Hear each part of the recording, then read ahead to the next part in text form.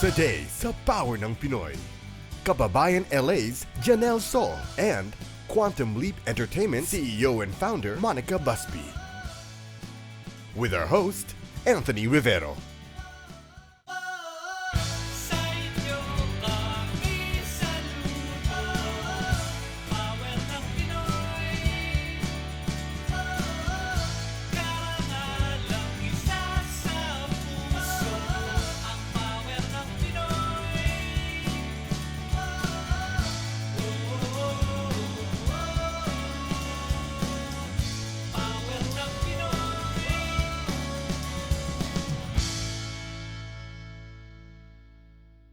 Welcome to today's episode of Power ng Pinoy.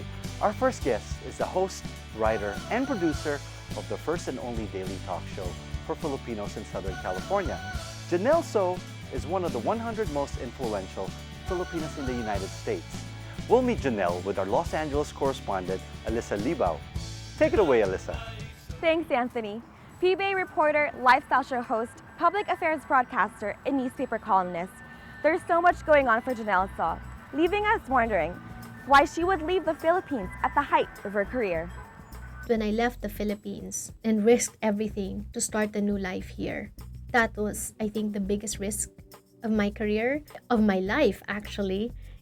Her parents ran a garment factory in the Philippines, but they closed the shop to rebuild their lives in the United States. My dad would always joke that as soon as I stepped in the car, I would start talking about, my day in school and will not stop until we got home. So nobody got airtime in the car but just me. In college, Jannelle joined her friends for an audition hosted by Vintage Television. But what was supposed to be just for fun turned out to be Jannelle's discovery. She later became known as the courtside reporter for PBA, NCAA, PBL, and several sporting events. She also ventured on to host a cultural travel show, anchored a young-oriented public affairs program, as well as written a lifestyle and sports column for the Philippine Star. Then, her mother's petition from her grandmother was approved. Pero dahil over 18 na si Jannelle at the time, hindi siya na-include sa petition. Kaya naisipan niya magstay sa Philippines at ituloy ang career niya. So, nung sinasabi nilang alis sila, sabi ko, sige, alis kayo. Kasi, feeling ko, I was always sheltered. My dad was very strict with me. So, in fact, I was looking forward to them leaving para meron akong freedom sa Philippines. But after a year, medyo mahirap din pala na wala yung family mo sa tabi mo. Jannelle's siblings were the first to migrate to the United States. Her parents then decided to close down their garment factory business and follow. Yung year na hindi nila ako kasama, tawag ng tawag yung daddy ko, every day. Kinakamusta ako, pinapag-guilty ako. Tapos sinasabi niya, punta ka na dito sa Amerika, mapagbigyan mo man lang ako para makasama ka namin. Kung hindi mo talaga gusto, di saka ka umuwi, at least na-try mo. So sabi ko, anong gagawin ko dyan? Tapos sabi ng daddy ko, sige, mag-aral ka. Jannelle soon followed her family and attended University of California, Los Angeles for a certificate course in print and broadcast journalism. Nung bago ako dito, sa kagustuhan ng daddy ko na magstay ako, hatid sundo ako sa UCLA. Alam mo, 7 o'clock yung class ko, alis kami ng Carson, nakatira kami sa Carson. Nagda-drive siya, pagdating sa UCLA, 7 o'clock, 10 o'clock ang uwi ko. Ayaw na niyang bumalik, syempre kasi aalis na naman siya para sunduin ako. Natuto siyang mag-Game Boy. Pag sundo niya sa akin ng 10, meron ng sandwich dun sa passenger side. Sabi niya, baka gutom ka na, hindi ka pa kumakain, kumain ka muna. So, pag naiisip ko yun, parang wala akong karapatan na magyabang eh. But it wasn't easy for Jannelle to adjust to her new lifestyle in the United States. 3 o'clock na nakapajama pa ako. Tapos umiiyak ako sa computer. I was surfing the net. Nakikita ko yung mga kasabay kong mga reporters. Some of them got their own shows. Tapos tuloy-tuloy pa rin yung, yung career nila. Tapos ako, feeling ko at that time, nahinto. Kaya, I was a little bit resentful of that. Nalungkot ako noon.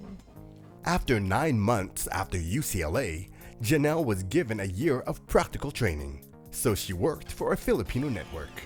When I was freelancing for this Filipino station, I was earning a measly, $75 for one story that I would work on for 4 days. So, pupunta ka sa coverage, magko-cover ka, babalik ka, tatranscribe mo yung notes mo. gagawa ka ng script, i-voice mo, lahat parang ang hirap. So, producer ka na, reporter ka pa, writer ka pa. In the Philippines, ako mismo spoiled ako. Meron akong makeup artist, hairstylist, assistant ng makeup artist, assistant ng hairstylist, writer, I had my own PA just to follow me around, you know? Pero pagdating mo dito sa Amerika, you have to be able to roll up your sleeves and do things, do everything. Kasi hindi pwede dito yung maghihintay, hindi pwede dito yung pasenyorita, hindi pwede dito yung padonya-donya, kasi walang mangyayari. And that's what I like about the US. It teaches you discipline. It teaches you humility. Na kahit gaano pa kalaking pangalan mo sa Pilipinas, pagdating dito, if you want to make it here, kailangan mong bumaba sa pedestal mo, kailangan mong kalimutan lahat ng mga na-accomplish mo sa Pilipinas kasi bagong buhay na dito eh. At dito iba yung labanan. After a year of practical training, Jannelle was ready to go home to the Philippines. But then, she heard about LA18 hosting an audition for a show. She then auditioned, but didn't hear from the network for months. Sabi ko sa daddy ko, you know, I tried it out, hindi talaga eh.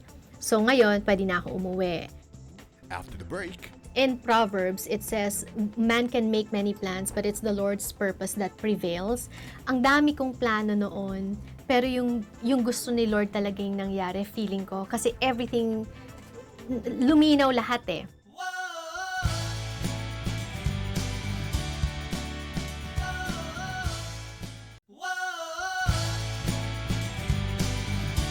When Janelle was about to give up and go back to the Philippines, she received an important phone call from television LA18.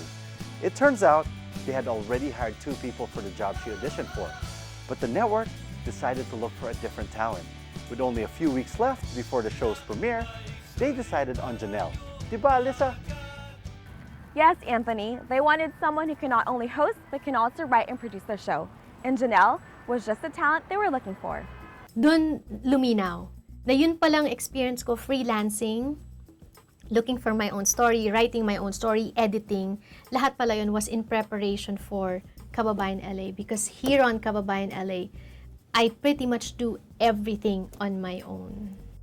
and Jannelle has been the heart and soul of Kababayan LA since the beginning. Magandang hapon mga kababayan. You are watching Kababayan LA, where today we are going to give you some information. Business really runs in her blood. Through hosting, writing, and producing, Jannelle learned the marketing side of show business. Well, yung ibang mga reporters, naghahabol sila ng storya. Okay, Jessica Sanchez, maka-exclusive, maka-scoop, kay ganito, kay ganyan, mauna silang mag-interview, mauna silang maka-exclusive. To me, kahit ma-interview ko sila ng late, kahit mauna na kayo, first of all, I'm secure in the fact that I will be asking my own questions that can probably give a different perspective to the audience. Pangalawa, yung sa inyo is news. So it has to be instant and 1 minute, 2 minutes at the most. Mine is more lifestyle. So iba pa rin talaga yung angle ko. And pangatlo, mas gusto ko pang maghabol ng sponsors kesa maghabol ng exclusive. Dahil ang sponsors, once I get the dollars, I am sure that it will sustain my show. But despite her years of experience being on camera, inamin ni Jannelle that she felt vulnerable in the first years of Kababayan LA. Yung iba naman is talagang just waiting for you to fail or waiting for you na magkamali ka. They attacked everything. The way I dressed, my makeup, my hair, my pronunciation of things. Pero wala, sige lang, sige lang. Si Lord ang bahala. When the Lord puts you in one place, He will see to it that His purpose for you is manifested and is fulfilled. So I kept praying. Jannelle did all she could para lang maipagpatuloy ang daily talk show para sa mga Pilipino sa Southern California. Nung umpisa ako, alam mo, attend ng mga events para ipakilala ko yung Kababayan LA. I remember my mom and I, kami mismo yung nagtataas ng mga tarpaulin. Kami mismo yung nagmimigay ng flyer. There was a time I contracted my brother, I think at the time he was 13, na magpa-distribute ng Kababayan LA flyers. So it's really, to me, when people ask me about the success of Kababayan LA, first of all, syempre, by the grace of God, pero pangalawa talaga, my family. Now in its 6th year, Kababayan LA is the longest-running Filipino talk show outside of the Philippines. Thank you for sharing your afternoon with us here on Kababayan LA. That is why there is no surprise that in 2011, the Filipina Women's Network named Jannelle as one of the 100 most influential Filipinas in the United States. Siguro yun na yung tinatawag nilang influence. Maraming nanonood, maraming nakikinig, maraming naniniwala.